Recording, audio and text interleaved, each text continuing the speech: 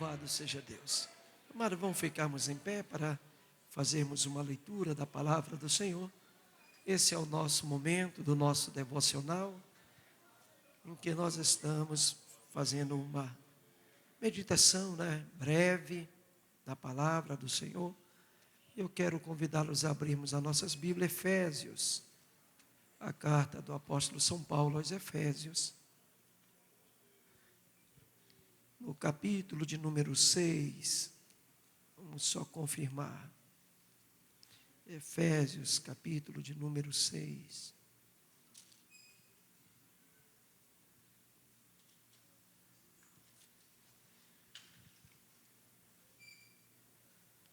Versículo 1º, 2º e 3º. Os 3 primeiros versos do livro de Efésios, da carta, diz assim a palavra do Senhor: Vós, filhos, sedes obediente a vossos pais no Senhor, porque isto é justo. Honra teu pai e a tua mãe, que é o primeiro mandamento com promessa, para que te vá bem e viva muito tempo sobre a terra. Podem sentar, meus amados. Vamos conversar um pouquinho. Eu tenho procurado a cada dia trazer para nós uma reflexão, pensarmos um pouquinho. Me lembro que ontem nós falávamos do filho que estava tratando o pai diferenciado, botou lá no cantinho da parede, com uma cuiazinha feita de madeira, porque o pai estava dando muito trabalho. Quando nós lemos essa expressão, vós filhos, sede obediente a vossos pais no Senhor, porque isso é bom, que é o primeiro mandamento com promessa, eu fiquei pensando numa situação que eu quero compartilhar com os irmãos, de um certo pai, já de idade, e quando nasceu o seu primeiro filho, ele teve o cuidado de começar a ensinar aquela criança a respeito da vida. E próximo da sua casa tinha um bosque, e ele levava aquela criança todos os dias ao bosque. A criança ouvia e ficava perguntando para o pai: pai, que pássaro é esse? Ouvia o cântico de outro: pai, que pássaro é esse que está cantando? E o filho aprendeu todo aquele cântico dos pássaros, soube definir todos os pássaros, porque o pai ensinou. E o pai, já de idade, começou a sofrer de esquecimento, mal de Alzheimer. E já no seu momento, já da sua idade avançada, chamou o filho e disse: filho, vamos ao bosque. E ele conduziu o filho ao bosque. Quando chegou lá no bosque, o filho perguntou para o pai: mas pai, por que o senhor está me trazendo aqui? Disse: não fale nada, só sente e aprecie o que está se passando. Aí de repente, um pássaro cantou. E ele ouviu aquele pássaro e perguntou para o filho: meu filho, que pássaro é esse que está cantando? Ele disse: é uma sabiaba. Passou mais assim uns 3, 4 minutos, a sabiá continuava cantando, e aí dobrou para o filho novamente e perguntou: meu filho, que pássaro é esse que está cantando? É uma sabiá, pai. Isso se repetiu por mais de 4 vezes. Na 6ª vez em que o pai dobra para o filho e pergunta para o filho: que pássaro é aquele que estava cantando? O filho, já aborrecido, disse: poxa, pai, Eu já falei para o senhor não presta atenção. Isso é uma sabiá. O pai olhou para o filho e disse: meu filho, quando você era bem pequeno, eu trazia você nesse bosque. Nós nos sentávamos aqui neste lugar. E você ficava me perguntando o nome dos pássaros pelo cântico. E eu não cansava de dizer para você. Você perguntava 10, 15, 20 vezes. E eu, com muita paciência com você, eu lhe respondia sempre com muito amor. Se hoje você conhece, é porque você foi ensinado. Meu filho, eu estou com dificuldade. Eu já não lembro. Eu estou lhe perguntando para ver até onde vai a sua paciência comigo. Esse é o moral da história. Até onde, meus amados, nós temos paciência com os nossos pais. Alguns de nós ainda têm pais vivos, alguns já não têm. Mas até onde vai nossa paciência? Até onde nós seremos capazes de ouvi-lo atentamente, sem retrucar, sem palavras ásperas? Porque parece-nos que a vida, ela parece que faz assim. A gente, quando nasce, depende inteiramente dos pais. Para se alimentar, diga-se de passagem, o ser humano é o único animal, irmão, que se os pais não alimentarem, ele não sobrevive. Se a criança nascer e for abandonada, ela morre. Outros animais não morrem. Mas o ser humano é inteiramente dependente. E parece que a vida é assim. Quando a gente é criança, depende. Faz xixi na fralda, faz as necessidades fisiológicas na fralda. E o papai e a mamãe, com muita paciência conosco, não se cansaram de nos limpar, de passar um talquinho. E todo o tempo estávamos cheirosos, cuidados, uma roupinha limpa, sequinho. Se adoecia, ia para o médico. Noites em claros. Tudo para nos ver crescer. Tudo para fazer de nós o que nós somos hoje. Só que parece que é assim, a vida, a gente é criança, adulto, e chega uma idade que parece que a gente vai voltar a ser criança. Parece que a gente vai precisando relembrar ou aprender, porque o esquecimento chega. Alguns ficam dependentes no xixi, nas necessidades fisiológicas. Inteiramente dependente, como criança que ficava na redinha ou no berço, e que eram ajudados pelos pais. Queridos, se Deus nos deu a graça de nós estarmos aqui hoje com vida, quem sabe não é para esse momento também para olharmos para os nossos pais, que hoje já estão cansados, que hoje já dependem inteiramente de nós, que hoje não tem mais a força e o vigor físico para trabalhar. E quando a gente pega as escrituras sagradas, dizendo assim: vós filhos, amai os vossos pais no Senhor. Esse amor, meu amado, ele vai muito mais do que de chegar e dizer: ô paizinho, eu te amo. Esse amor vai muito mais do que palavras, querido. Ele vai ser demonstrado em gestos, em ações. E nós precisamos, irmãos, honrar nossos velhinhos. Nós precisamos honrar nossos pais se quisermos ser honrados amanhã. E que não é um amanhã tão longe, que é um amanhã hoje, que é um amanhã daqui a alguns momentos mais. Nós estaremos no lugar dele e os nossos filhos. Então, olha bem, é o primeiro mandamento com promessa. Às vezes a gente não entende por que as coisas estão dando tão errado. Por que não funciona para a gente, funciona para todo mundo, para a gente não funciona. Olha um pouquinho, irmão.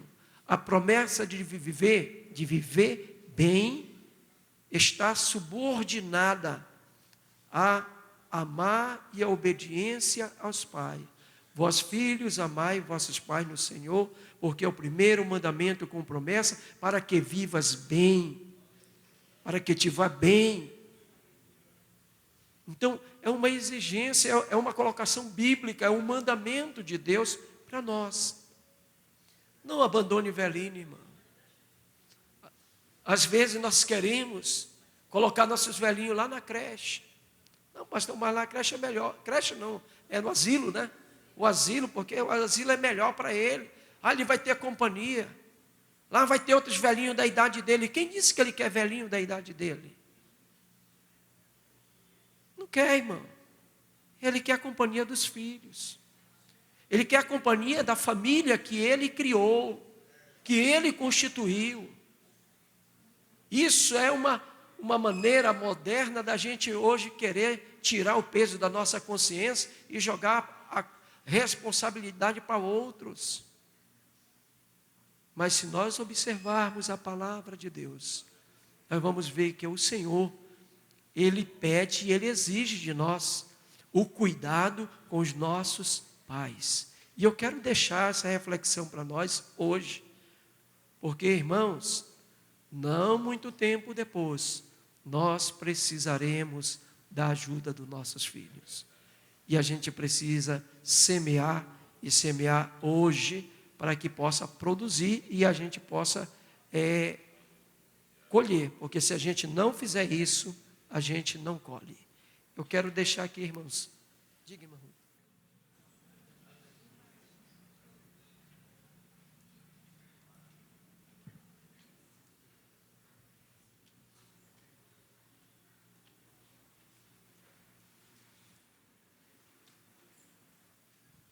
A paz do Senhor, amados irmãos. Uma alegria estarmos aqui hoje para nós trabalharmos duas temáticas com bastante conteúdo e nós vamos ter que correr bastante hoje, tem muito conteúdo, graças a Deus. Então eu peço para os irmãos abrirem as suas apostilas na página de número 6. Número 6. Sexta-feira, 17 de julho, nona plenária, pais sacerdotes do lar. Graças a Deus. Vamos lá então, meus irmãos. Pode ir, irmão. Próximo slide.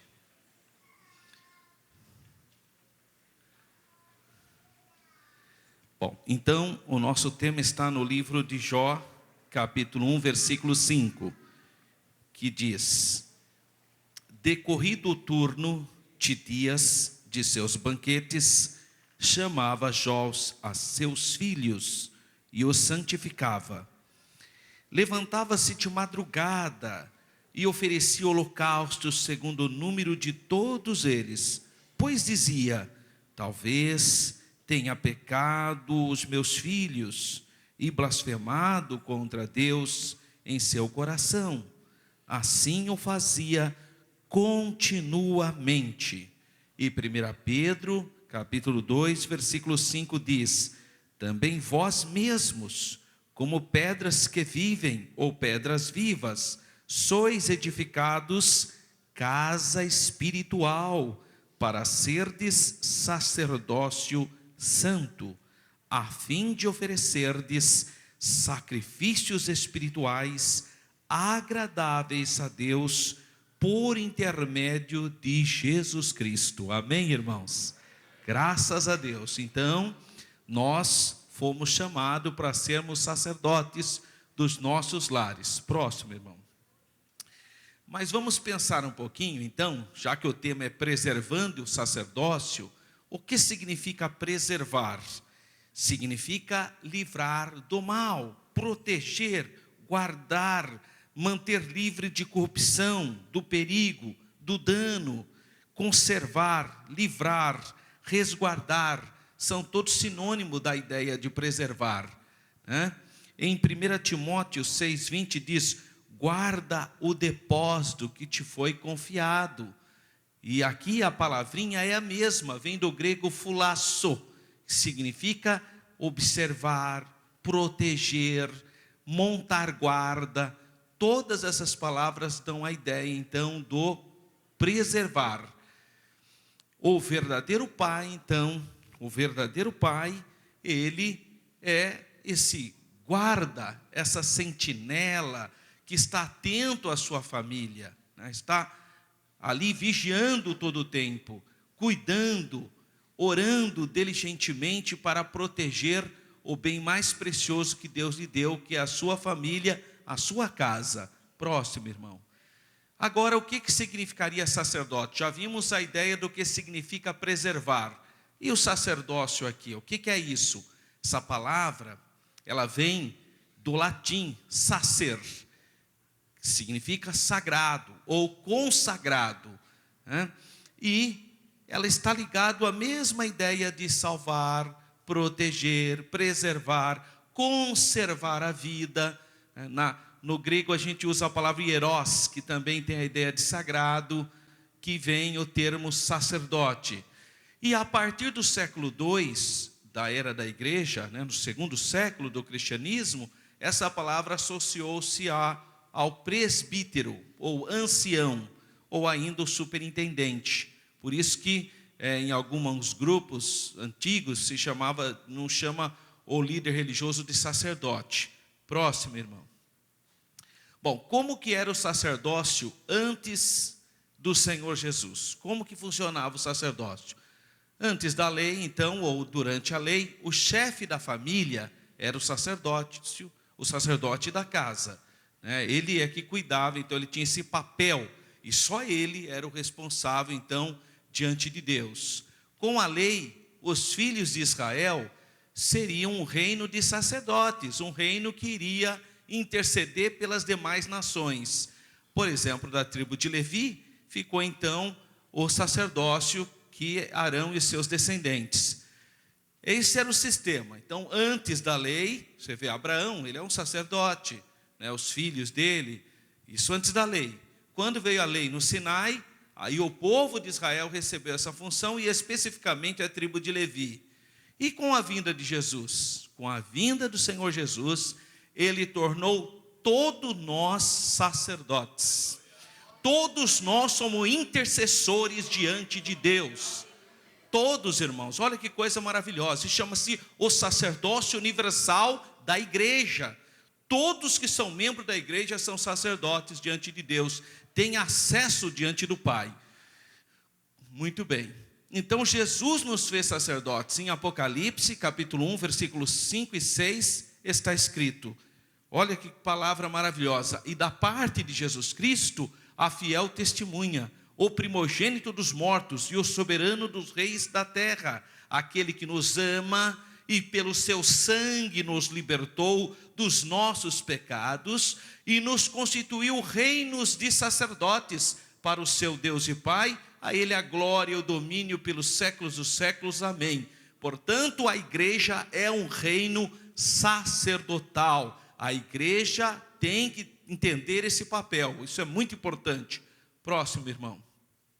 Então, todos os crentes são feitos sacerdotes. Pedro declara isso, e nós já lemos isso no início, inclusive, né? Quando ele fala ali, também vós mesmo, como pedras que vivem, sois edificados casa espiritual, para ser de sacerdócio santo, a fim de oferecer de sacrifícios espirituais, agradáveis a Deus, por intermédio do Senhor Jesus Cristo. Graças a Deus. Próximo. Então, individualmente falando, cada um de nós somos sacerdotes, né? Somos pedra viva, e todos então formamos o sacerdócio régio. Muito bem, próximo. Mas qual é a função então de ser sacerdote? Uma declaração do sacerdócio e de suas funções encontra em Êxodo, capítulo 28 a 31. Ali descreve qual é o papel do sacerdote. É o modelo de paternidade a ser seguido pelo cristão. A paternidade começa como um sacerdócio, um chamado de Deus. Olha que interessante a perspectiva da paternidade. Próximo. Então, primeiro, somos chamados por Deus para sermos sacerdotes da nossa família, porque nós estamos aqui na perspectiva da família. Então, nós vamos ver isso. Qual é, então, a nossa prioridade? Tem que ser a nossa família. A nossa prioridade tem que ser a nossa família. Família é o bem mais precioso. Veja o que diz, por exemplo, Êxodo capítulo 1, entre os versículos 15 e 21. Vocês querem anotar? Anotem aí. Você que está com a caneta, anote aí. Êxodo capítulo 1, versículo 15 a 21. Ali fala sobre Sifrá e Tá, que são as duas parteiras do Egito. E o faraó manda matar os meninos do Egito. E elas, por terem temor de Deus, não matam as crianças do Egito. Elas acabam dando um tempo. Então na verdade o rei queria que elas matassem. O que elas deviam fazer? Ao nascer a criança, elas deviam enforcar as crianças. Se fosse homem, menina podia deixar viver. Mas elas chegavam um pouquinho atrasado. E aí, quando o faraó foi chamar a atenção dela, falou, não é que as mulheres hebreias, elas dão à luz sem depender da gente, de parteira. Então, quando a gente chegou, a criança já nasceu, então não tem mais o que fazer. É essa a fala que elas dizem para faraó. Se você ler com cuidado o versículo de número 21, ele diz algo assim tremendo, porque ele fala assim, e aconteceu que como as parteiras temeram a Deus, sabe o que Deus fez para elas? O que Deus fez para as parteiras, porque elas temeram a Deus? Estabeleceu para elas família. Esse é o maior presente que Deus dá para nós. Deus te dá uma família. E essa é a ideia da prosperidade. Tem gente que pensa que prosperidade são bens materiais, são coisas que acabam. Não! O maior presente que Deus pôde dar para aquelas mulheres egípcias, tem algumas traduções que diz assim, Deus estabeleceu-lhe casas, que é a mesma ideia de família. Então olha só, a Bíblia diz que Deus prosperou as duas parteiras porque elas temeram a Deus. E qual foi a maneira de Deus abençoar e dar prosperidade para elas? Dar uma família para elas, glória a Deus. Então essa é a nossa prioridade, é a nossa família, graças a Deus. E somos chamados então por Deus para sermos sacerdotes da nossa família. E o exemplo que eu li no início aqui, Jó, capítulo 1, versículo 5. Então diz lá, decorrido o turno de dias dos seus banquetes, chamava Jó seus filhos e os santificava. Levantava-se de madrugada e oferecia holocausto segundo o número de todos eles, pois dizia, talvez tenham pecado meus filhos e blasfemado contra Deus em seu coração. Assim fazia Jó continuamente, graças a Deus. Página de número 8, próximo. Então a família e o ministério. Todo pai, irmão, é importante que você saiba disso. Todo pai, na verdade, é dirigente de uma congregaçãozinha, que é a sua casa. Eu sou. Então eu sou dirigente da minha congregação, minha esposa e minhas duas filhinhas. É a congregação que Deus me colocou para dirigir. Então o pai crente tem que sentir-se pastor da sua família. Isso é muito importante. Então como que você vai agir como pastor da sua família? O pai sacerdote então possui uma função intercessória e de discernimento a favor dos seus filhos. Então olha que interessante, a postura que o pastor tem em relação aos irmãos é o que você como pai tem que ter em relação à sua casa. Então você tem que olhar para o seu cônjuge, pai, de maneira pastoral. Já pensou se o pastor só fica chamando a atenção da igreja, não trata ninguém bem? A igreja morre basicamente, não é? Assim também o pai que só fica chamando a atenção da sua família, só fica cobrando, só fica ele vai perdendo a família, vai perdendo o crescimento emocional da sua família. Então o pai tem que ter essa consciência. Ele é como se fosse o pastor. Assim como o pastor pastoreia uma família, que é a igreja, o pai pastoreia a sua família. Jó era o homem mais rico do Oriente. Certamente ele era extremamente ocupado. Jó era o homem mais rico. Tinha muitos camelos, gado, rebanhos. Era um homem extremamente ocupado. E hoje não é isso que os pais falam. Eu sou muito ocupado, eu trabalho o dia inteiro, eu chego cansado, e assim vai ficando longe dos filhos, longe dos cônjuges. E o que vai acontecendo com aquela família? Vai tendo necessidades emocionais, e um simples falar do pai, um simples abraço no seu filho e dizer: filho, eu te amo. Isso é extremamente importante para o crescimento, para que essa criança cresça segura. Isso é muito importante. E Jó, apesar de ser o homem mais rico, ele tinha um compromisso com a família dele, irmão. É essa consciência que nós temos que ter. Não importa se você tem muitas ocupações, se você estuda, se você trabalha, se você tem muitas atividades, você tem que reservar um tempo para a sua casa, para a sua família. Esses versículos revelam grandes ensinamentos. Próximo. Jó, em primeiro lugar, Jó abençoava seus filhos. Não abençoava só um, abençoava todos os filhos. Olha que interessante, irmãos. Abençoar a todos. Jamais os pais devem fazer essa diferença. Esse meu filho é uma bênção, e esse outro, coitado, é a ovelha negra da família. Não pode fazer isso, irmão. Irmãos, estão entendendo? Amém, irmãos? Não, irmãos.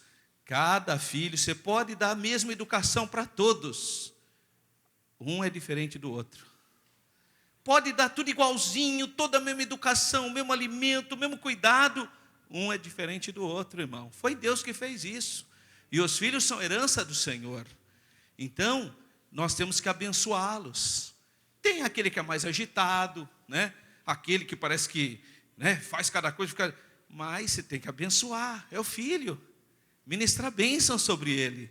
Não pode puni-lo, não pode fazer comparação. Por que você é igual ao seu irmão, menino? Porque ele é outra pessoa. Por isso que ele não é igual.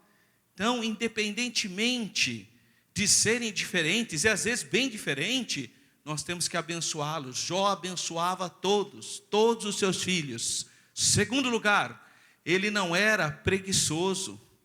Jó, apesar de tantos compromissos que ele tinha, ele levantava de madrugada, irmão. Olha que exemplo.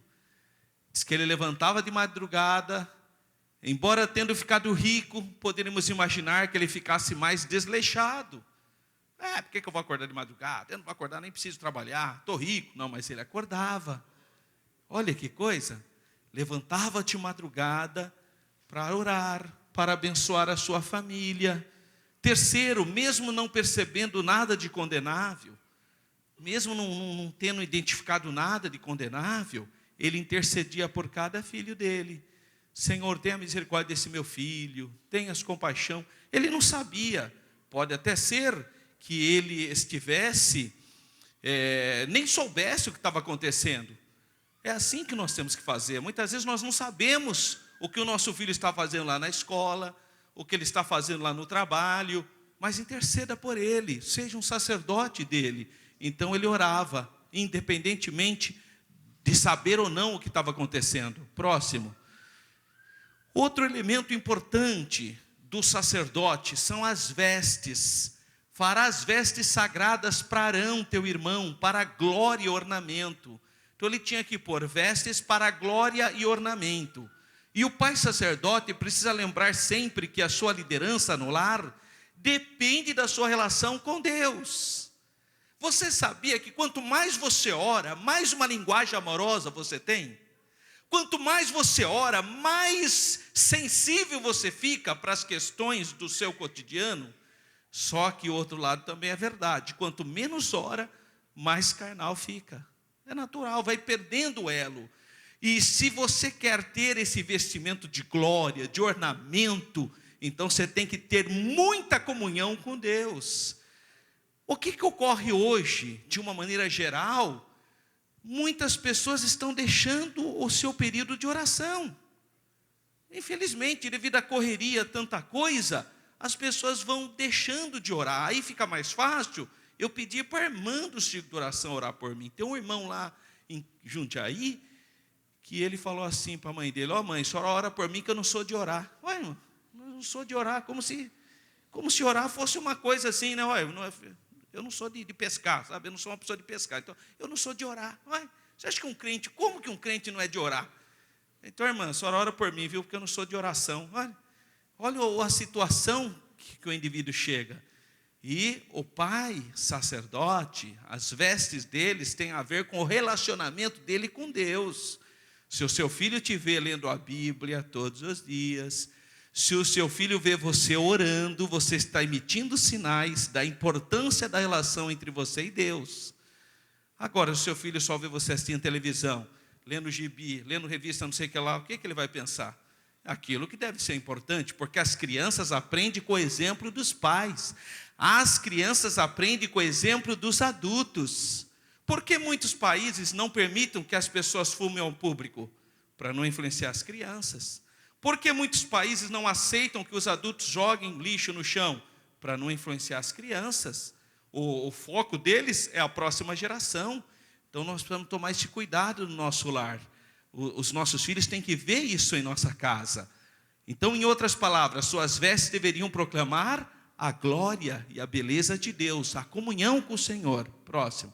Dessa maneira, os filhos, quando olham para o pai, podem ver nele a glória, a bênção de Deus. E eles também vão crescendo com esse temor no Senhor. Quantos filhos podem dizer que vem a glória e a beleza de Cristo na vida dos seus pais? Qual é o pai que pode dizer que sua vida revela a glória de Deus aos seus filhos? Mas essa é a vontade de Deus para com a minha vida e para com a sua vida.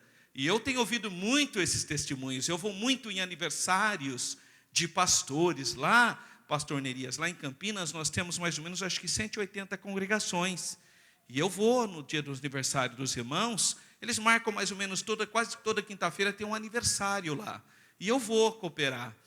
Não dá para eu ficar o culto inteiro, né? Porque são várias congregações. Então eu dou uma passadinha, dou um abraço nos irmãos.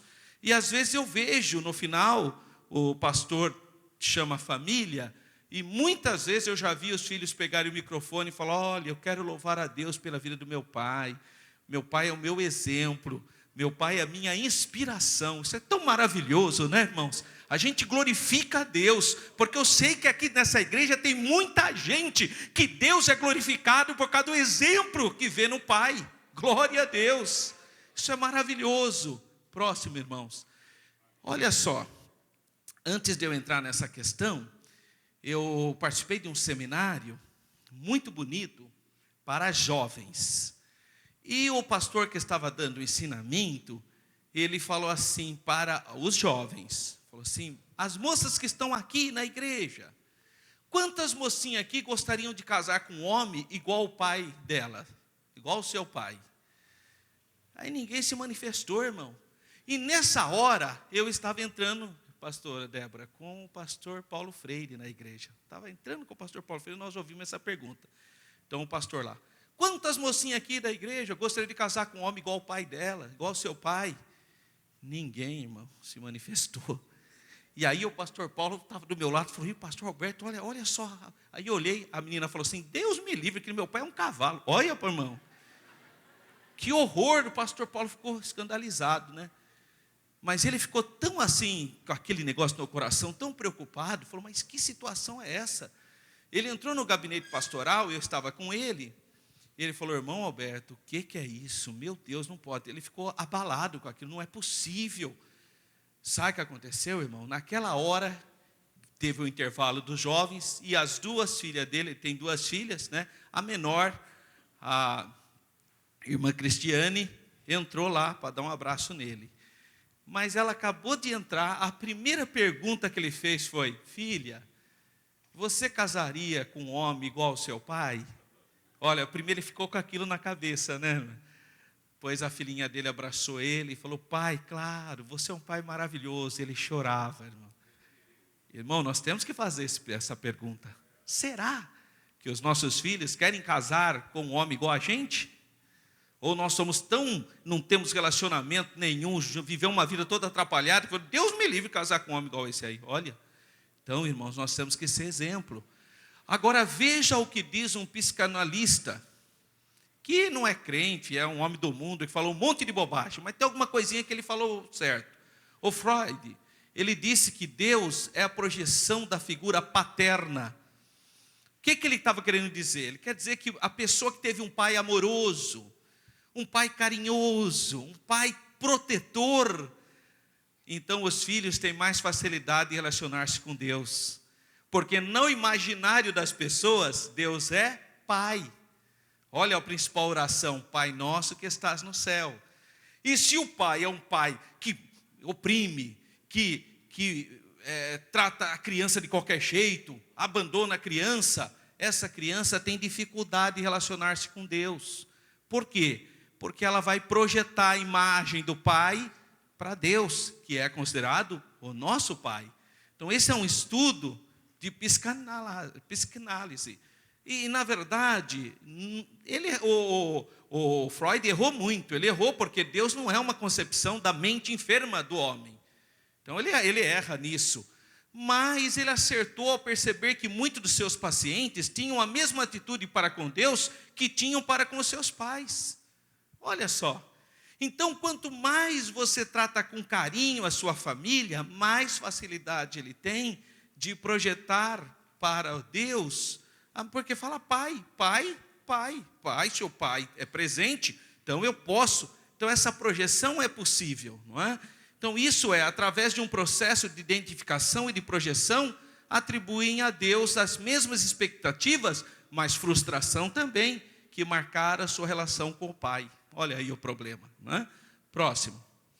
Dessa maneira, os filhos, quando olham para o pai, podem ver nele a glória e a beleza do Deus eterno. Pode ver quantos filhos glorificam o nome de Jesus por ter um pai que realmente é um exemplo na sua casa, que inspira. Isso é maravilhoso. Quantos filhos podem dizer que vem a glória e a beleza de Cristo e a vida nos seus pais, né? Qual é o pai que pode dizer que sua vida revela essa glória? Freud, o pai da psicanálise, disse que Deus é então essa projeção paterna. Freud errou, mas ele acertou também. Ele errou. Porque a gente não pode achar que Deus é isso só. Mas ele também acertou, porque realmente isso contribui. Próximo. Errou porque Deus então não é essa concepção da mente enferma do homem, não é?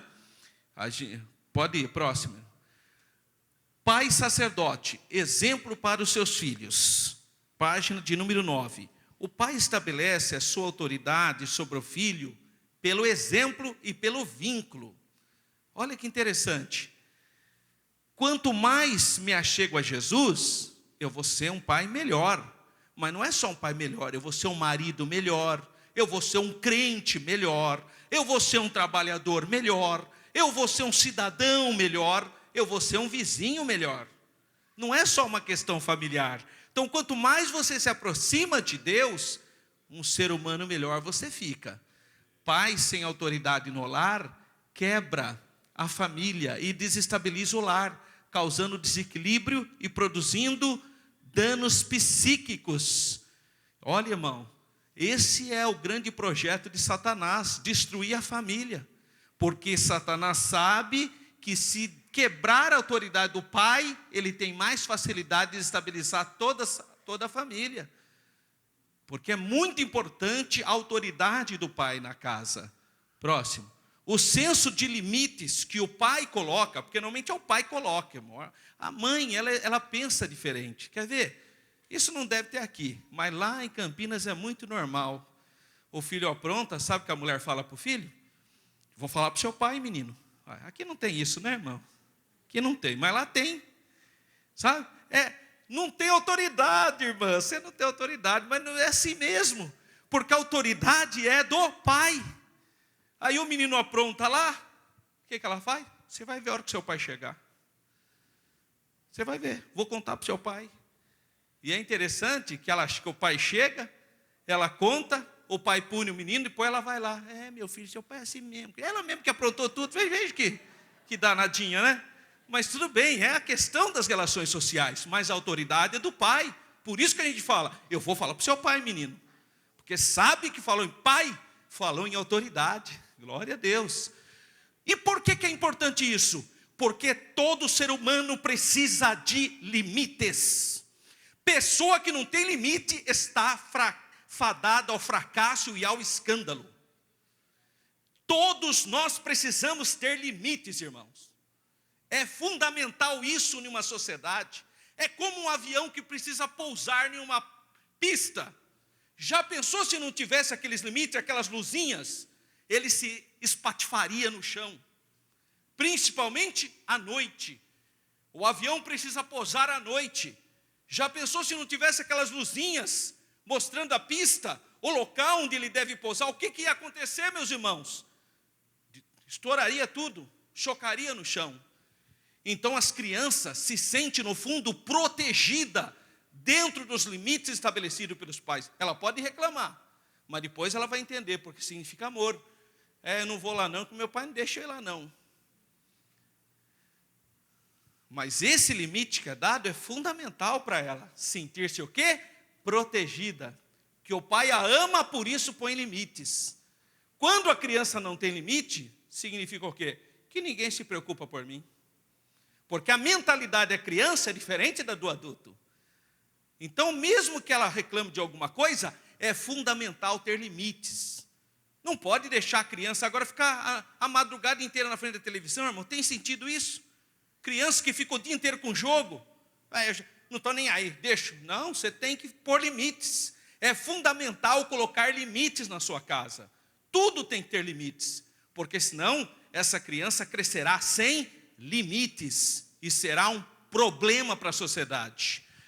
Assim, o pai sacerdote transmite os limites que o Senhor estabeleceu na sua palavra para o crescimento dos seus filhos. Um sacerdote que não soube estabelecer limites foi Eli. Está em 1 Samuel 2,12. Ele não ensinou a casa dele, não pôs limite. Ele sabia que os filhos dele faziam coisas que pareciam mal aos olhos do Senhor. Mas o que ele fez? Vista grossa. Sabe, aquele tipo de pai que passa a mão na cabeça do filho, está vendo que o filho está errado, mas não chama atenção. Resultado, está aí a tragédia. Todo Israel perdeu, inclusive ele morreu. Que ele, quando soube que os filhos estavam mortos e a arca tinha sido roubada, ele caiu e quebrou o pescoço e morreu também. Então, os filhos de Eli desprezaram aquilo que era importante diante de Deus. Tomavam as melhores ofertas para si e desprezavam a Deus. Além disso, os filhos de Eli praticavam imoralidade e prostituíam-se com mulheres na tenda da congregação. Agora, você acha que ele não sabia disso? Claro que ele sabia, mas não soube, não teve autoridade de sacerdote para colocar limites. Eli perdeu a bênção de Deus sobre a sua vida e sobre o seu sacerdócio. Olha o que diz 1 Samuel: porque já lhes disse que julgaria a sua casa para sempre, pela iniquidade que ele bem conhecia, porque seus filhos se fizeram execráveis, e ele não os repreendeu, irmão. Olha aí, assim como Deus me deu autoridade, eu preciso colocar limites na minha família, irmãos. Você precisa entender, mas para você fazer isso, você precisa ter comunhão com o Senhor Jesus. Ser cheio do Espírito Santo para poder fazer isso. Senão você vai criar confusão na sua casa. Eli também foi admoestado pelo Senhor por haver dado maior honra aos seus filhos do que a Deus. Olha aí a falha, não é? Próximo, irmão. Palavras e atos. Cuidado com o faço o que eu mando, faça o que eu mando e não o que eu faço. Isso aqui, irmãos, é teoria do mundo, mas não do crente. Não, a gente tem que viver o que a gente prega. Isso é uma coisa horrível que acontece no mundo. Não pode haver dissociação entre atos e palavra na vida do pai sacerdote. E tanto as palavras como o ato devem estar impregnadas de santidade. Glória a Deus. Coerência no que ensina com o que vive. Isso é fundamental. Não pode falar uma coisa e viver outra. Né? Exemplo, vem cá meu filho, eu te amo, mas ao mesmo tempo mantém o filho afastado. Isso não é amor. Como que ama? Né? Mais tarde, isso poderá gerar incerteza, insegurança no crescimento das crianças. Página 10 da sua apostila. Era parte do ministério do antigo... É o 5, pai protetor, né? É isso aí.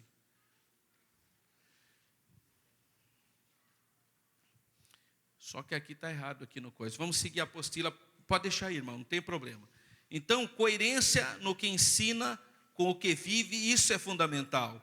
Exemplo, vem cá meu filho, eu te amo, mas ao mesmo tempo mantém o filho afastado. Então, não pode. Tem que demonstrar o amor com a prática. Quinto aí da sua apostila, o pai é o protetor. A família deve estar atenta contra. Nós vamos ver no próximo bloco, ideologia de gênero. Aliciamento de menores. O pai tem que estar atento. Como que isso vai acontecer? Basicamente debaixo do nariz dele, ele não percebe, não vê nada. Então qual é o contato que esse pai tem com a família? Não é? Estupro. Tem que estar atento. Tem que estar atento, ver o comportamento dos filhos. E dá para perceber quando a criança está, de alguma maneira, sendo... sofrendo algum tipo de violência. Dá para perceber isso. Todo tipo de violência doméstica. O pai tem que estar atento a isso, irmão. Não permitir. Existem pessoas que só conhecem a linguagem da violência. Tudo que faz é em cima de violência. Então, e o pai tem que estar ali para poder cuidar disso. Não permitir isso. A questão da homossexualidade.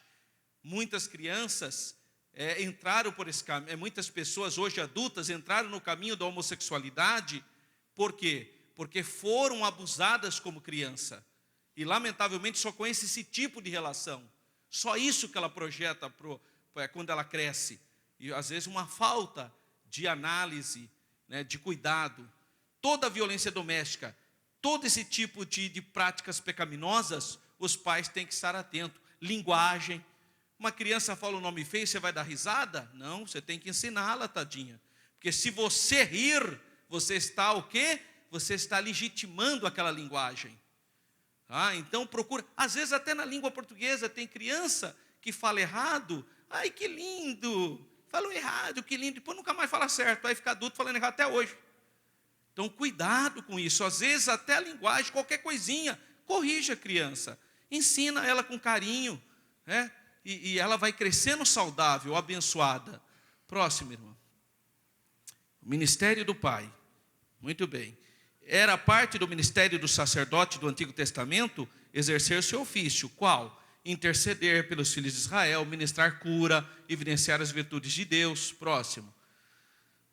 O pai intercede através de oração, não é? Por meio da oração, o pai traz a bênção celestial na sua casa. Mas quando começa? Quando que eu devo começar a orar pelos meus filhos? Desde o ventre. Desde quando ele está no ventre da sua esposa. Quantas vezes, quando a minha esposa ficou gestante, eu colocava a mão na barriguinha dela lá e ficava orando. Abençoa a minha filhinha, já sabia que era uma menininha, já sabia até o nome, conversava. Põe a mão lá, já orava. Senhor, você é desejada, você é querida.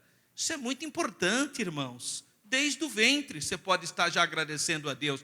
A criança vai crescendo num ambiente de aceitação, que ela é desejada, que ela é querida, que ela é esperada. Isso é muito importante para crescer uma criança bem emocionalmente. Deus estabelece relação conosco antes mesmo de estarmos completamente formados na vida uterina. Olha o Salmo 139. O Senhor te conhecia quando você ainda era uma substância informe, a Bíblia diz. Ou seja, mesmo antes de a semente masculina ter fecundado o óvulo, quando você ainda era uma substância informe, o nosso Deus já olhava para você, irmão. Olha que coisa maravilhosa. Então é ser desejado, isso é maravilhoso. Assim o pai sacerdote intercede para os seus filhos, antes mesmo deles serem concebidos. Quando bebê, o pai pode tomar o seu filhinho nos braços e orar. Você pode orar, irmão. Pega o seu... Aliás, eu acho estranho algumas vezes, algumas coisas. É muito importante que o pai comece a curtir mais a sua paternidade. Você que é pai, procura viver mais essa paternidade. Porque normalmente o que acontece? É a mãe que vivencia mais a maternidade. E o pai às vezes fica apenas como um ajudador, né? Fica lá, como um apêndice. Não, pegue e carregue mais o seu filhinho, viu? Aprenda a dar banho na criança, aprenda a trocar fraldinha. É importante, vivencie a sua paternidade. Viu? Coloque mais, abrace mais os seus filhos. É importante que o pai vivencie mais a sua paternidade, abrace mais o seu filho, viu? Ministre mais bênçãos sobre ele, convida ele para orar com você. É muito importante isso, orando todo o tempo, né? Próximo. Orando em 3 áreas específicas: conversão e crescimento espiritual. Orar para Deus converter o seu filho, porque às vezes ele foi e cresceu na igreja, tudo, mas não teve um novo nascimento. Ele precisa ser impactado. Então, vamos orar para Deus poder fazer essa obra. Segundo, casamento e vida familiar. Orar para Deus preparar uma moça abençoada para o seu filho, um moço abençoado para o seu filho. Você pode pedir para Deus. Ora. Agora a pessoa não ora, e depois o filho arruma uma grande tribulação. Aí você fica nervosinha? Não adianta mais, irmão. Aí não tem mais o que fazer. Por que não orou antes? Não é? Por que não pediu orientação antes? Então devemos orar sobre esse importantíssimo assunto. A maioria de nós não se dá conta de que está repetindo os padrões dos nossos pais. E nossos filhos irão seguir os modelos que aprenderam pela convivência conosco. Olha só. Um bom exemplo é Abraão. Essa passagem de Gênesis 24:1, essa passagem nos dá importantes lições. A quem estamos delegando cuidado dos nossos filhos? O que está ocorrendo hoje? Há uma tendência de nós acharmos que a escola vai educar as nossas crianças. A escola não educa as crianças. A escola escolariza. A escola ensina o quê? As matérias, as disciplinas, mas não é função da escola transmitir os valores cristãos ou os valores que você imagina que seus filhos têm que ter. Então, na verdade, a educação vem da casa. E as pessoas confundem, não, está lá na escola, está sendo educada. Ela está sendo escolarizada. Cuidado, há diferença e grande. Devemos orar para que nossos filhos não se casem com cananeu. Uma mistura, irmão, que está ocorrendo. Infelizmente a igreja cresceu. Tem um monte de gente na igreja que é crente e começa a se relacionar com pessoas que têm outros deuses, outros padrões, outros princípios. E aí, com razão, vai sofrer. Vai sofrer, irmão. Ah, mas eu conheço um irmão que evangelizou uma moça, a moça não era crente, depois ele ganhou ela por Jesus. Ah, você conhece um caso, eu conheço 10 que desviou por causa disso. Por quê? Porque a gente não pode fazer de exceção regra. Há exceção, nós sabemos. Há muitas exceções, mas exceção não é regra. A regra é clara. Não mistureis com o mundo. Essa é a regra. Essa é a regra. Procura alguém de Deus. Como que você vai construir uma família, uma vida, com uma pessoa mais fragilizada do que você? Coitado. Então nós temos que ter essa percepção. E é através da oração. Então não devemos nos preocupar em escolher o cônjuge para os nossos filhos. Não é você que vai escolher. Porque irmãs estão cheias de falar isso, né? Meu filho, casa com aquela menina. Porque, a irmã, coitada. Não, você, né? Que simplicidade, né, irmão? Não, você tem que orar. Ensinar. Mas você não vai querer escolher o cônjuge. Nós não vivemos em outro momento. Você não está mais na época de Abraão. Né? Terceiro, vida profissional e ministério. Orar pelo que a pessoa quer se formar, se quer estudar, que tipo de matéria que ele vai estudar, orar por ele, pelo ministério. Devemos orar desde cedo para que a boa, agradável e perfeita vontade de Deus se cumpra na vida dessa criança. Próximo, irmão. Graças a Deus. Então o pai abençoa com oração, atitudes e palavras. Próximo. O pai mostra as maravilhas de Deus. Página 11. Deus é amor, misericordioso, nos guarda, nos alimenta. Por isso que é bom orar junto, antes de alimentar-se. Vai passear com seus filhos, né? Saia com o seu filho, adquira produtos evangélicos educativos, tanto material bom, leva ele lá na livraria evangélica, cristã, né? Leve seu filho fazer um passeio. Aqui no Pará tem tanta coisa linda, irmão. Um estado tão abençoado, por uma natureza tão maravilhosa, né? Então mostrar que isso é Deus que fez, graças a Deus. Página 12. Participe das reuniões de pais dos seus filhos. É importante você ir na escola onde seu filho estuda, irmão. Você sabe onde seu filho está estudando? Você conhece o professor do seu filho? Quem é o professor do seu filho? Você já falou com o professor? Aliás, irmão, quantas vezes você foi e falou para o professor: professor, eu sou o pai do aluno Joãozinho. Eu quero dizer para a senhora, professora, que todo dia eu estou orando para a senhora ser uma bênção na vida do meu filho.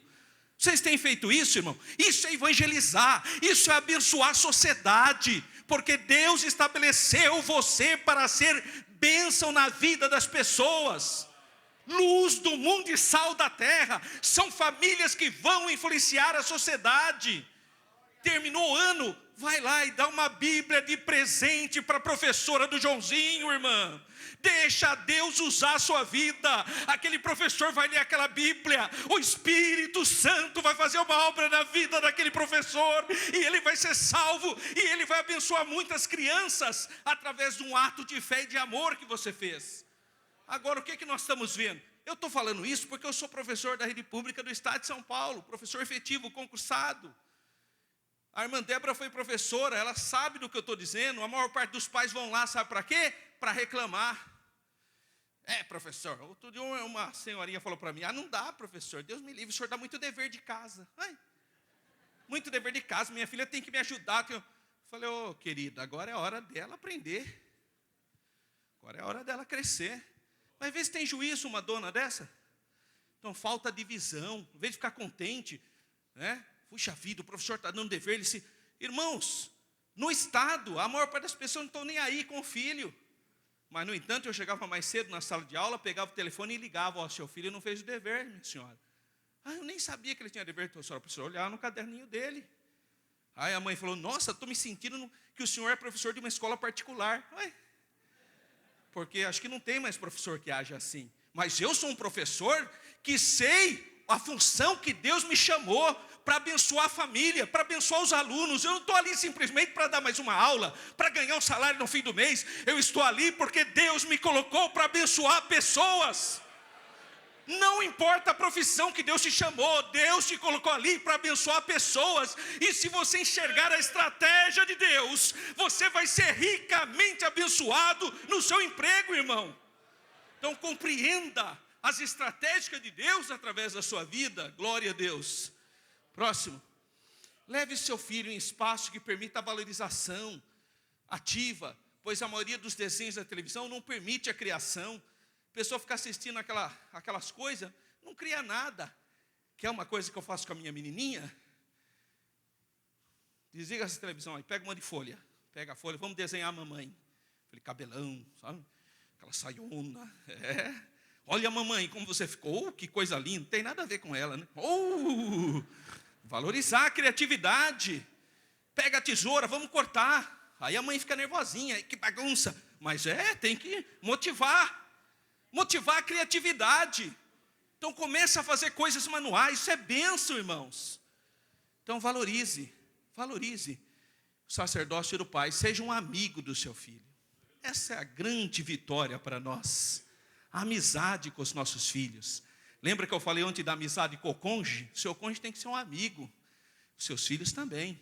Seu filho tem que saber que ele é a pessoa mais importante para você. Amém, irmãos? Você foi filho. Como você sentia quando seu pai vinha e abraçava você e falava: filho, você é meu filhinho. Te amo, filho. Como você sentia? Você consegue lembrar como que você se sentia?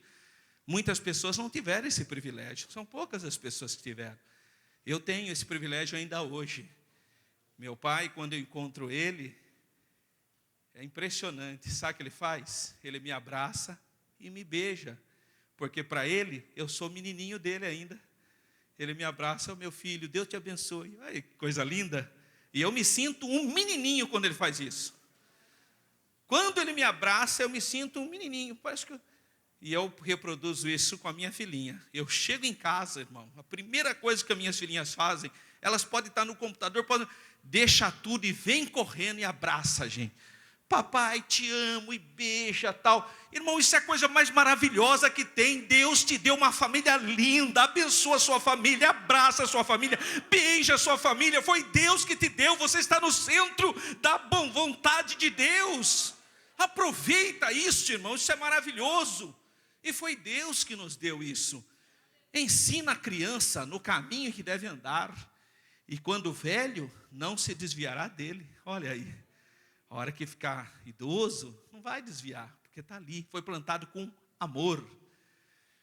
Ser exemplo, Jesus fala disso, tomai, aprendei de mim. Então, eu tenho que ser exemplo para a minha casa.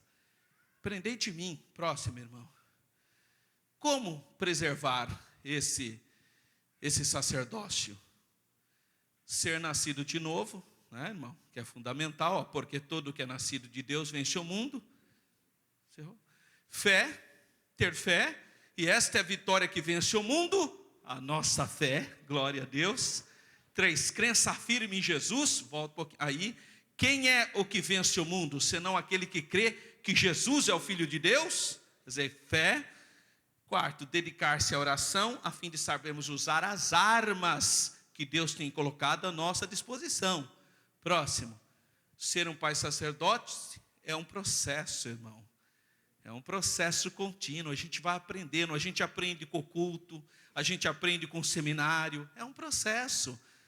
Tudo posso naquele que me fortalece. É isso que diz a palavra de Deus. E Tiago, para encerrarmos, irmão, mas eu tenho a cabeça dura, irmão. Irmão, tenho dificuldade, eu não aprendo. Olha que palavra profética para você. Se, porém, alguém de vós necessita de sabedoria, peça a Deus, que a todos dá liberalmente, e nada lhes impropera. Agora ele fala lá, peça-lhe, que lhe será concedido. Peça, porém, com fé, em nada duvidando, pois o que duvida é semelhante à onda do mar, impelida e agitada pelo vento. Mas se você pedir com fé, o Espírito Santo vai te capacitar, vai te encher de graça, de unção, e você vai ser esse pai sacerdote. Essa é a vontade de Deus para a sua vida. Amém, irmãos? Graças a Deus, meus irmãos. Enquanto os irmãos estão chegando, nós vamos orientar os irmãos, aqueles que ainda não têm a apostila. Seria importante você adquirir essa apostila. Eu estava conversando com o pastor Rosimar, ele disse que tem vários exemplares ali. Por que é importante? Porque essa palestra agora, que é a 10ª palestra plenária, é uma palestra diferente. Ela tem muito conteúdo. Então não dá para eu colocar no slide para os irmãos acompanharem, porque tem muito conteúdo, não é impossível. Olha, veja as páginas, começa na página 13.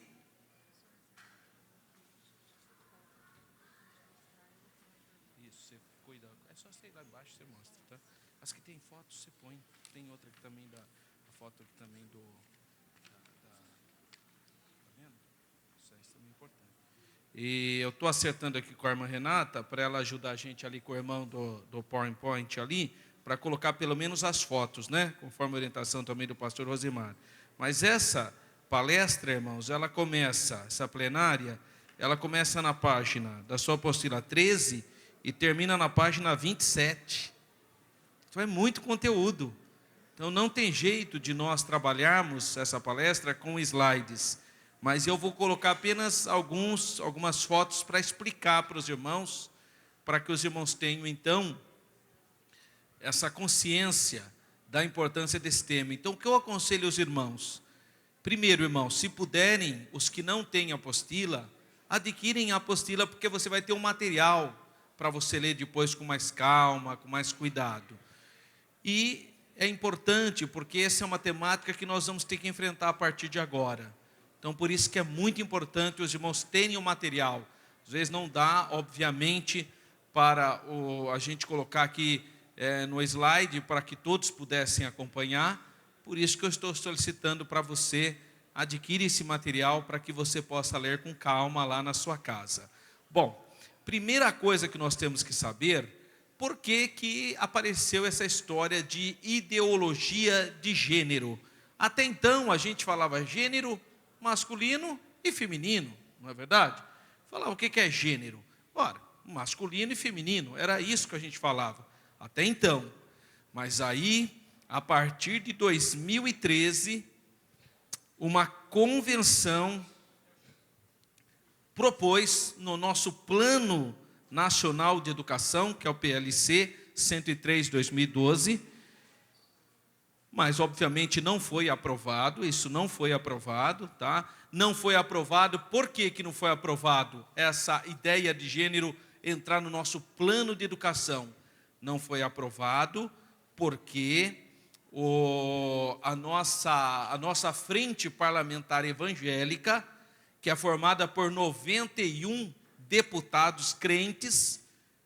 Olha só, irmãos, a importância de a gente ter deputados crentes. Os deputados federais, 91. A Assembleia de Deus tem basicamente, acho que 26 deputados. Quase todo estado tem um deputado da nossa igreja, pela misericórdia de Deus. Esses irmãos barraram que fosse ensinado na sala de aula a ideia de gênero. Foi proibido, porque os nossos deputados, aqueles irmãos que nós votamos e pusemos lá em Brasília, barraram. Não foi só isso, é que os irmãos às vezes não sabem. Como a gente fala, para que ter lá deputado lá em Brasília? Foram eles que proibiram o kit gay, que estavam querendo entregar para o seu filho na escola. Eles que proibiram, pressionaram o governo teve que retirar. Sabe o que é o kit gay? Era fitas ensinando negócio de homossexualismo, eram livros, folhetos, banido. Porque nós temos crente lá e não está deixando, senão o que ia virar isso, irmãos? Tá? Então é muito importante nós termos essa consciência e orar pelos representantes nossos que estão lá em Brasília. Então, acompanhando a sua apostila, a página 13, o conceito e ideologia de gênero, então, foram criadas por sociólogos, pessoas do mundo, que odeiam a igreja de Jesus, que não estão nem aí com crente, e eles querem, então, criar uma nova teoria, um novo conceito sobre a sexualidade. O que essa gente criou? Vê, irmão, se tem juízo essa gente. Criaram a ideia de que o ser humano não nasce homem e nem mulher. Não. Que as pessoas nascem humanas e com o tempo ela vai se descobrindo o que ela é. Aí quando ela fica adulta, ela diz, eu acho que eu sou homem. Mas que simplicidade, né? Muita simplicidade dessa gente. Aí chega, aí um homem com órgão genital masculino, eu acho que eu sou mulher. Então eu tenho o corpo de homem, mas eu sou mulher. Então tem que ser respeitado como uma mulher. Então eles criaram essa ideologia, dizendo então que o que constrói a identidade da pessoa não é a natureza, não é a biologia, é a cultura. Portanto, ser homem ou ser mulher seria o quê? Uma construção cultural. E se é uma construção cultural, você não pode ficar dizendo para a criança, menino, você é menino, então você só brinca de carrinho. Não, você pode brincar de bonequinha também. Você não pode, menino azul, não, pode ser cor-de-rosa também, porque ele não sabe o que ele é ainda. Olha aqui, irmão, que coisa diabólica. Eles queriam ensinar para as nossas crianças aqui no Brasil que elas são neutras. Portanto, se elas são neutras, o banheiro não pode mais colocar banheiro para homem ou banheiro masculino, não. É unissex. Então o menino quer ir no banheiro, ele vai, se a menina quer, vai também. É aquela confusão, irmão. E depois, quando eles ficassem adultos, eles decidiriam então o que ser. Isso foi, irmão, ventilado para colocar no Plano Nacional de Educação. O que os nossos deputados fizeram? De jeito nenhum. De jeito nenhum. Homem é homem, mulher é mulher. Nós não aceitamos isso. Deus criou macho e fêmea. Deus não criou meio termo. Não aceitamos. Os nossos deputados, irmão. E mandaram arrancar do Plano Nacional de Educação essa invenção diabólica desses partidos de esquerda que tomaram o poder. Os irmãos sabem que há já 10 anos que essas ideologias estão por aí. Foi arrancado do plano. Sabe o que eles fizeram? Pensando que eles desistiram? Não. Foram para as assembleias nos estados. Olha, pastor, que coisa terrível. Saíram de Brasília, tudo, né?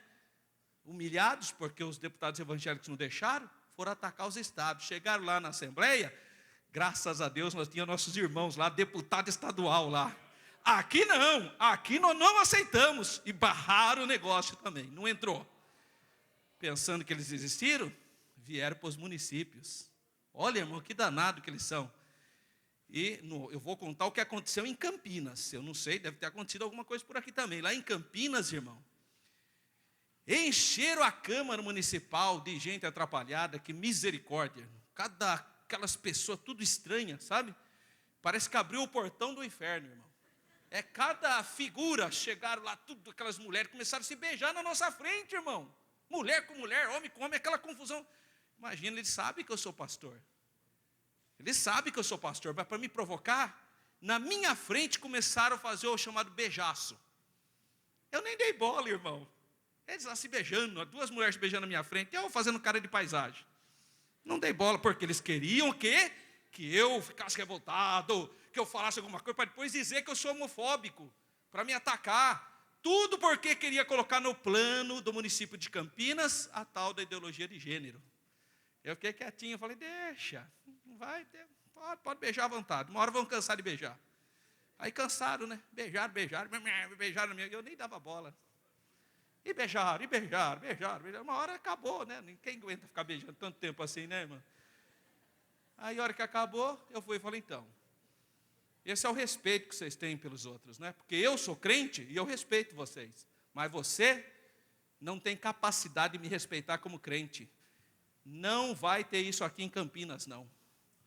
Sabe o que aconteceu? Nós derrotamos isso e no município de Campinas não entrou. Agora eu pergunto para os irmãos, Campinas tem fama do quê? Qual é a fama de Campinas? Porque lá estão as duas universidades, Unicamp, PUC. Ali é a cidade vanguardista, a cidade dos gays, a cidade não sei o que lá. Sabe o que o jornal colocou? Os crentes barraram a ideologia de gênero. Essa é uma cidade conservadora, são tudo quadrado. Nós somos sim, irmão, nós somos bíblicos e nós não vamos dar moleza para o inimigo, irmão. Enquanto a gente estiver lá, não entra a ideologia de gênero. Os irmãos entenderam porque é importante ter um representante na Câmara? E se nós não estivéssemos lá, o que essa gente ia fazer com nós? Agora, Deus, irmão, Ele capacita as pessoas. Eu vou contar uma história aqui para você entender. Diz que um homem estava morrendo afogado, porque as águas estavam chegando perto da casa dele. Ele subiu no teto da casa dele, muito crente. O que ele fez? Jesus, faz uma obra, faz parar essa água agora. E a água vindo. Aí passou um homem lá de barquinho. Ei, quer uma ajuda? Não. Deus vai fazer uma obra aqui. O homem foi embora. Oh, meu Deus, essas águas, para de chover. E a chuva caindo. Aí vem o helicóptero. Ei, sobe aqui e tal. Não, eu tenho fé. O que aconteceu? Morreu. Aí chegou no céu, foi falar para Jesus, Senhor, mas eu orei, eu tinha tanta fé. Falei, meu filho, eu te mandei um barco, um helicóptero, você não aceitou, o que eu posso fazer? Está vendo, irmão? Hoje nós vivemos na democracia, você pode votar em crente, irmão. Então coloca o seu representante, não dê oportunidade para o diabo, irmão. Porque aqui na democracia é o seguinte, a gente vence o diabo de duas maneiras. Sabe como? Em nome de Jesus e com o seu voto. O seu voto expulsa esses demônios também, sabia? Porque essa gente, eles querem, meia dúzia de pessoas e quer tomar conta da sua família, irmão. Tudo gente doida e quer enviar aqueles ensinamentos dele para acabar com as suas crianças. Não deixe a oportunidade não, irmão. Se una, ore a Deus, busca a direção de Deus e põe lá o seu representante, irmão. É o direito seu, você é cidadão. Agora fica com coisinha, não vota em crente, não vota. E o diabo dançando aí, zombando de nós. Que é isso, irmão? Desperta, repreenda essas coisas e vamos, irmão, ter visão espiritual. Porque essa ideologia é uma realidade. É uma realidade. E aí, sabe o que aconteceu? Foram derrotados na Câmara, no Plano Municipal de Educação. Foi proibido esse negócio de ideologia de gênero. Eu vou repetir, porque tinha irmãos que estavam chegando. Sabe o que é que eles queriam? Ensinar as nossas crianças que não existe menino e nem menina, que são neutro. Aí ficaria ensinando, não, você não é o menininho. Você não é menino, Você é um ser humano, você não é menino. E você não é menina. Aí quando eles ficassem adultos, eles escolheriam o que seria. É isso que eles queriam ensinar na nossa escola. Foi banido. Sabe o que eles fizeram? Foram nas diretoras de escola e começaram a colocar lá a plaquinha, banheiro infantil. Olha, irmão, unissex. Você acha que uma criancinha, irmão, vai ter discernimento? Puseram tudo lá. Está lá, ó, essa foto foi tirada de uma escola em Campinas. Uma irmã da igreja chegou na escola e viu isso aí, ó, banheiro infantil unissex. Isso que está acontecendo no Brasil, irmão. Eu não sei como está a situação aqui, que Deus guarde os irmãos aqui, mas lá em Campinas, olha aí, olha lá a plaquinha. O que significa isso? Que as pessoas não têm sexo definido, que elas vão definir quando ficarem adultas. Aí, irmão, imagina, para adolescente, ou o rolo, onde que eles vão chegar com isso?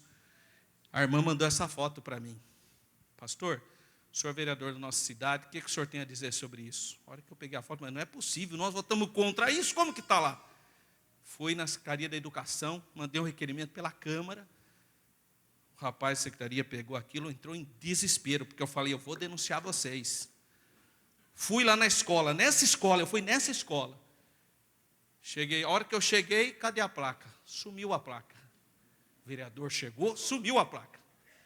Mas eu numa boa. Chegou, dona diretora, tudo bem? Então eu recebi uma denúncia. Falei desse jeito, eu recebi denúncia da comunidade, que aqui vocês têm placas no banheiro, a senhora sabe que essa ideologia está banida do nosso plano de educação. Não, eu sei sim, senhor, nós não temos culpa, aqui foi a empresa que pôs a placa. Olha, a empresa. Ah, foi a empresa? Foi, inclusive o secretário da Educação mandou a gente cobrir a palavra unissex. Mas aí veio uma outra ordem, porque tem um vereador lá que mandou arrancar as placas. Olha, era eu mesmo, e eis que era eu mesmo, meu irmão. Eu fiquei quietinho, né? Falei nada. Ah, é? Então, ó, vem aqui, vereador. Aí mostrou a placa, estava guardada lá dentro do armário.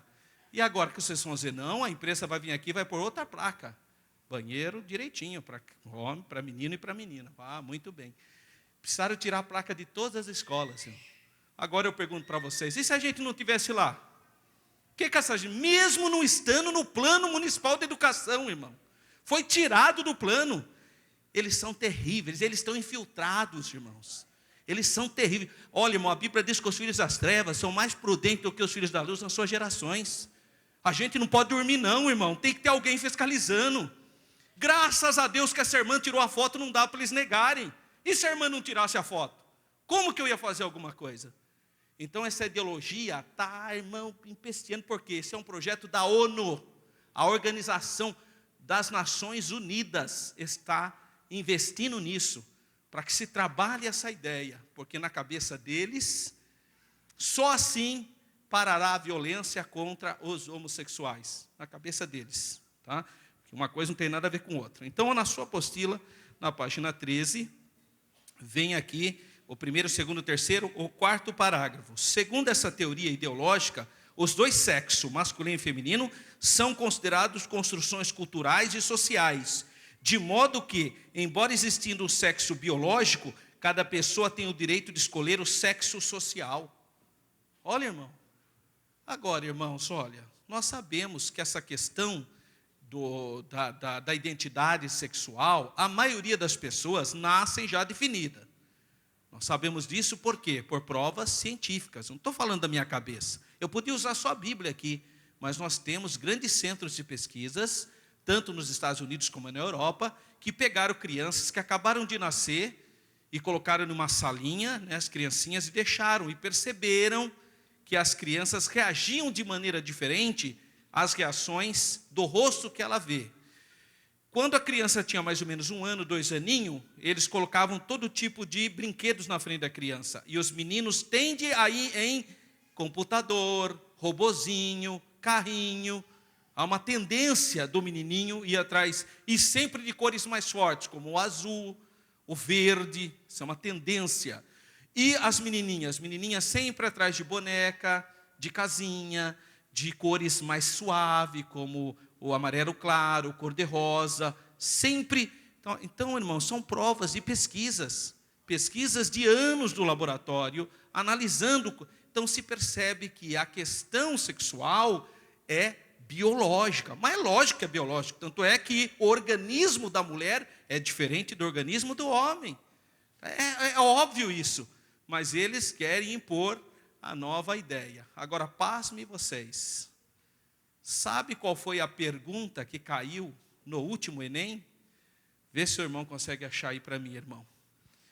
Olha aí, está na página aí da sua apostila, está na página de número 18. E isso deu um rolo em São Paulo que vocês não têm noção, porque os evangélicos reagiram a isso. Porque como que você vai fazer uma pergunta para isso aí, para estudantes? Então, no Enem de 2015, portanto, do ano passado, olha a pergunta aí, Enem. Você sabe que é o Enem, os jovens sabem isso, ó. Ninguém nasce mulher, torna-se mulher. Nenhum destino biológico, psicoeconômico, define a forma que a fêmea humana assume no seio da sociedade. É o conjunto da civilização que elabora esse produto intermediário entre o macho e o castrado que qualificam o feminino. Olha só, irmão. Caiu, olha a afirmativa, ninguém nasce mulher, torna-se mulher. Na década de 1960, a postura de Simone de Beauvoir contribuiu para estruturar um movimento social que teve como marca, aí vem as perguntas. Seu filho teve que fazer isso aí, ó. Ó a resposta. Vê se uma educação... Para quê? Qual o objetivo de colocar uma coisa dessa? É ensinar ideologia de gênero. Porque a nova geração é normal isso, achar que ninguém nasce mulher. Está lá na prova oficial do governo do Brasil. Ó, irmãos, Deus me livre e guarde. Eu não gosto de misturar as coisas, mas um dos motivos que eu acho que esse governo caiu foi por causa dessas abominações aí. Foi o governo que mais mexeu com essa questão da educação, porque eles sabem que é só através da educação que eles vão tentar mudar e colocar as ideias deles. Eles sabem disso. Na minha opinião, algumas coisas pesaram para a queda desse governo. Claro, corrupção, tudo, mas esse tipo de coisa, porque isso aí, irmão, é não proteger a primeira infância. Olha que situação que as nossas crianças ficariam nesse estilo de governo. E mais um detalhe, que para mim é grave, foi o governo que mais lutou contra o povo de Israel. Foi o governo que mais, irmão, fez coisas contra o Estado de Israel. Tem gente que não acredita nisso, porque essas coisas são loucura para os que perecem, mas a gente que conhece a Bíblia, está lá, eu abençoarei os que me abençoarem e amaldiçoarei quem me abençoar. Essa é a palavra profética, irmão. Está lá agora desesperada, saiu do governo. Sabe qual é a possibilidade de um presidente democraticamente ser eleito, ser cassado? Zero. Não dá. Você acha que 300 e poucos, né, 42, né, é quase impossível. Mas foi, irmão. Então, nós temos que estar atento para isso. Não pode, irmão. Não pode fazer coisas que são abominação ao Senhor. Então, isso aqui foi oficial. Eu não estou inventando nada, não. Por isso que eu coloquei a foto aqui, ó, para ninguém falar, porque às vezes você vai falar, isso é tudo mentira. Isso aí é intriga da oposição, né? Isso é invenção dos crentes. Não é invenção, não. Está tudo documentado aqui, ó, para você.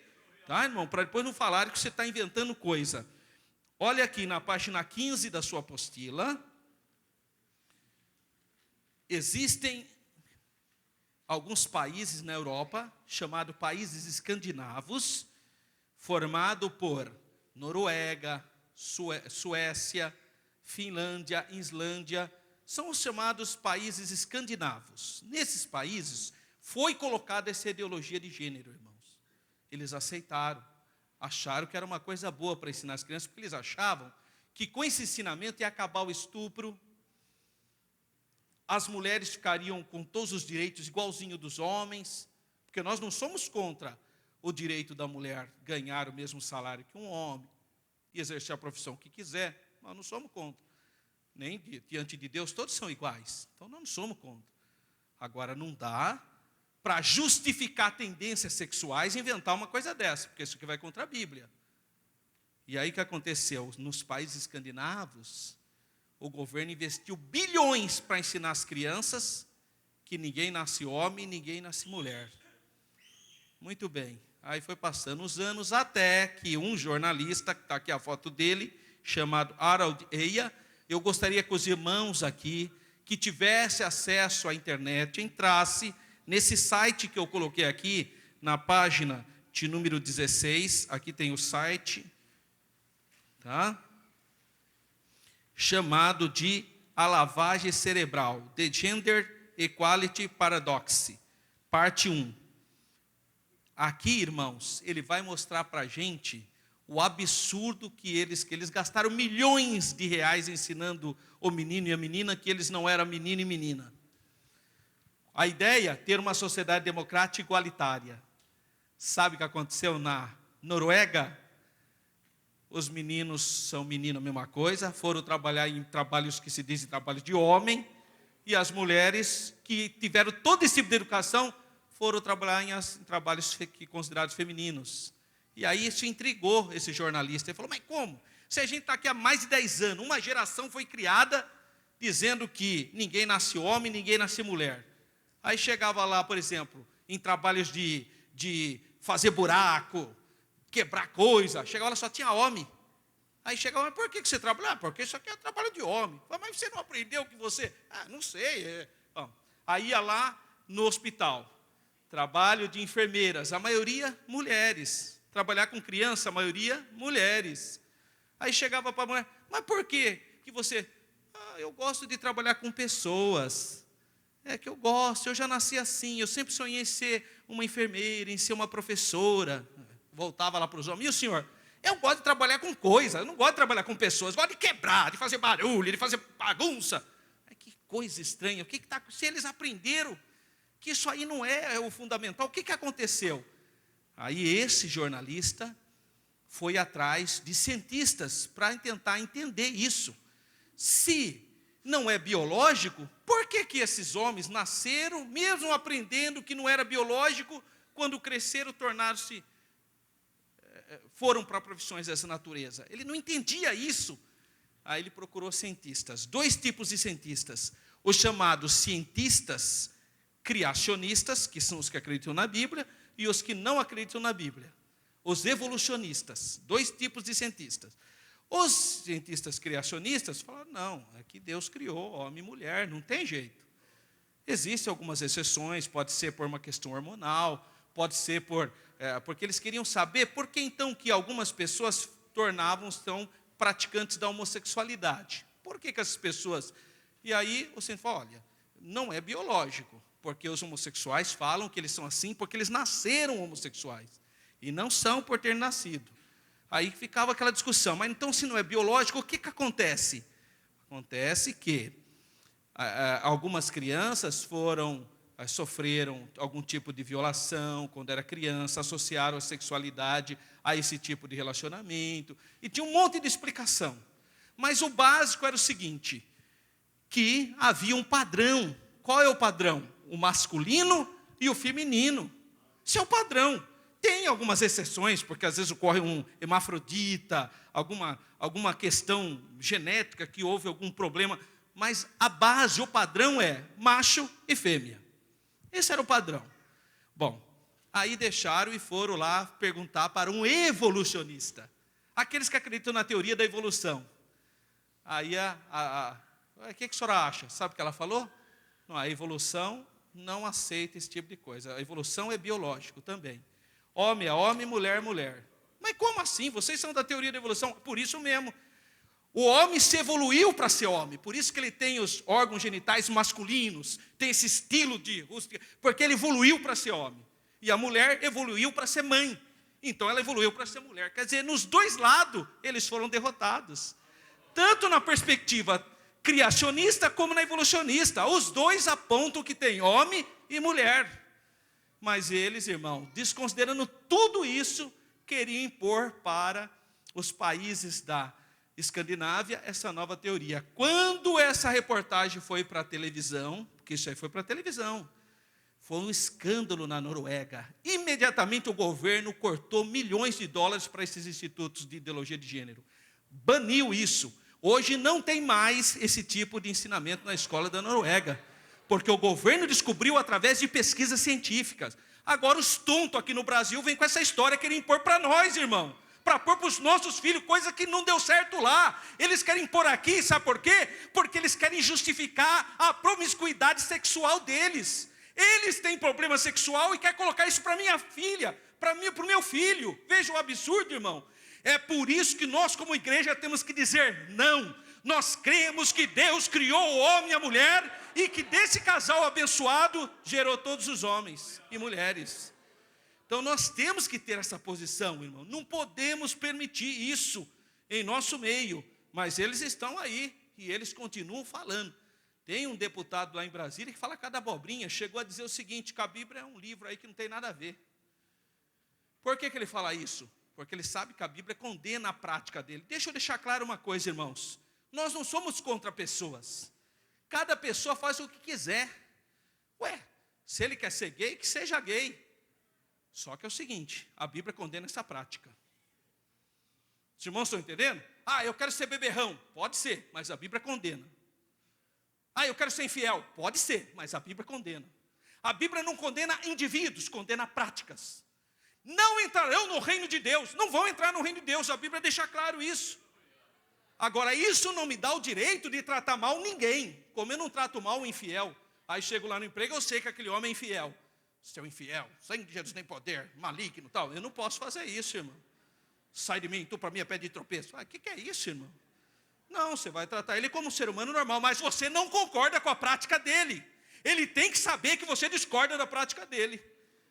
Os irmãos estão entendendo? Assim também, se você, eu sei que tem muitos irmãos que trabalham com pessoas que são homossexuais.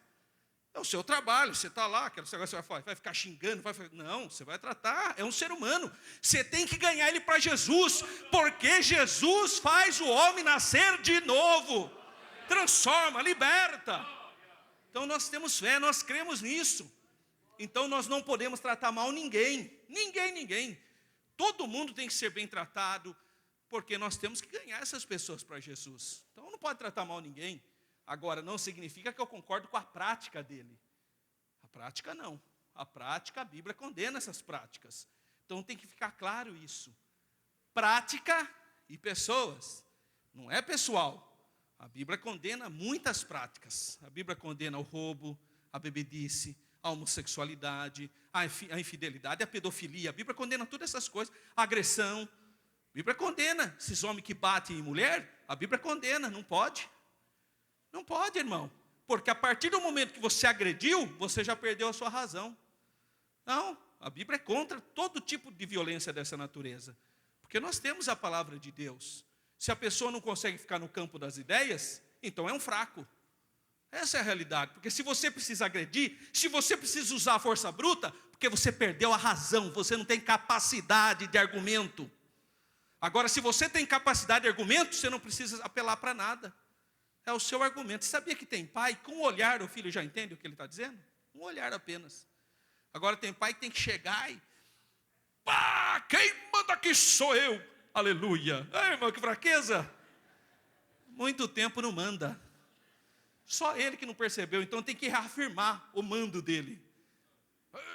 Não, irmão. Não precisa disso. Você é uma autoridade dada por Deus. Você é uma autoridade. Então... nós não podemos aceitar em hipótese alguma. Agora, uma boa notícia. Olha só a página 22 e 23 da sua apostila. Isso aqui foi publicado no último Mensageiro da Paz. Se alguém aqui leu, está aqui a mesma, só que a nossa apostila foi publicada primeiro, viu, pastor? Depois o Mensageiro, eu falei com o irmão Eduardo, que é o jornalista da CPAD, e ele ficou admirado e falou, então vocês já estão falando desse assunto, mas vai sair ainda no jornal. Eu falei, pois é, mas nós estamos lá, a Ananideu está lá na frente, viu, irmã? Glória a Deus. Mas saiu agora no Mensageiro da Paz o que está aqui, olha. Leia na íntegra o que a Associação Pediátrica dos Estados Unidos declara formalmente contra a ideologia de gênero. Médicos afirmam que na infância, quando o menino quer se tornar menina, há um problema psicológico objetivo. Sabe esses pais? O Fantástico, irmão, a Rede Globo é uma das maiores distribuidoras desses malefícios.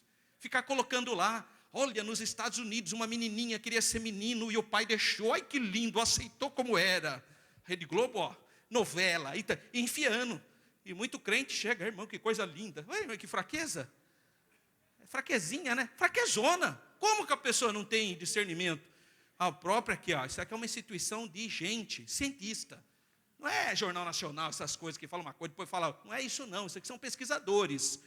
Uma das associações médicas de pediatria mais influentes dos Estados Unidos publicou uma dura nota contra a teoria de gênero, também chamada de ideologia de gênero, como fundamento de políticas públicas. Isso é importante você ter, porque essa gente vem achando que você é semi-analfabeto.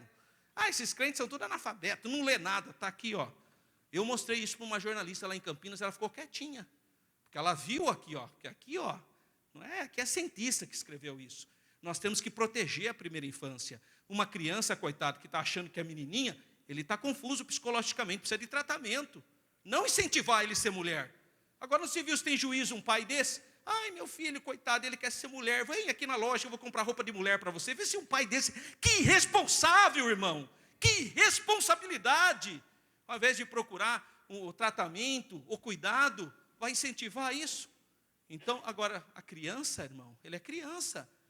Ele não pode, tudo que ele fala, a criança não fala cada coisa. Pai, eu quero voar. Ah, então pode subir e pular, meu filho, porque você vai voar mesmo. Olha que fraqueza, irmão. Pai, eu sou Homem-Aranha, pode subir nas paredes, meu filho, você é Homem-Aranha mesmo. É a mesma lógica. Então não pode, irmão, essa gente não tem juízo. Porque eles não têm, sabe o que eles não têm? Eles não têm o Espírito Santo, não têm discernimento, irmão. Mas nós, pela misericórdia de Deus, temos. Então está aqui um material, um documento para você lê na sua casa, é um documento importantíssimo. Viu, irmão? Um documento tremendo. Página 24, quantos minutinhos, pastor? Acabou, né? Então, página 24, o que a Bíblia diz sobre o assunto da homossexualidade? Está aqui na página 24 e 25, você leia direitinho, que é uma explicação. Eu coloco uma exceção aqui na página 26 sobre a questão do hermafrodita. Hermafrodita é aquela pessoa, irmão, que nasceu com os dois sexos. Existe isso, existe, mas um dos sexos é atrofiado. Tá? Não é que os dois funcionam, não é isso. Houve, claro, um problema genético e a pessoa nasceu com os dois sexos. Mas faz um tratamento, porque um deles é atrofiado. Então significa que alguma coisa ele é. É só, leva para um tratamento e resolve-se tudo. Não é também para, oh meu Deus, não é isso. É uma exceção que pode ocorrer, como ocorre vários problemas genéticos na humanidade, né? Então você lê com cuidado aqui, e tem orientações pastorais aqui na página 26, ó. Orientações pastorais com base nessas reflexões bíblicas, como devemos agir. Como que a gente deve agir? Então está aqui, ó, 3 ABC, orientações pastorais para você. E eu coloco aqui uma bibliografia, se você quiser aprofundar no tema, você pode aprofundar. Amém, irmãos?